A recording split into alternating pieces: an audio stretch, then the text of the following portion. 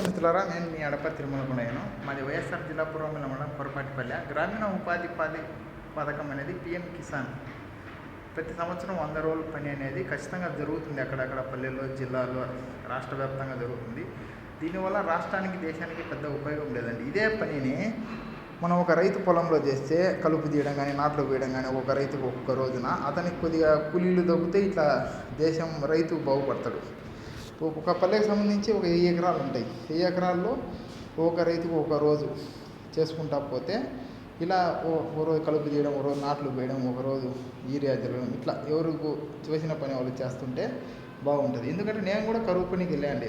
ఒక రోజు నుంచి 150, 200, 300 కూడా పడుతుంది. మనం చేసేది ఆడ ఒక పోను అరగంట, రాను అరగంట. మనం చేసేది ఒక 10 గంపల మట్టి తీసి గడపడుతుంది వేస్తే దానివల్ల మనకేం ఉపయోగం లేదండి. అది ఆ డబ్బులు జేసీబీకి ఇచ్చినా గంటకి 700 మొత్తం ఒక రోజే చేసేస్తుంది.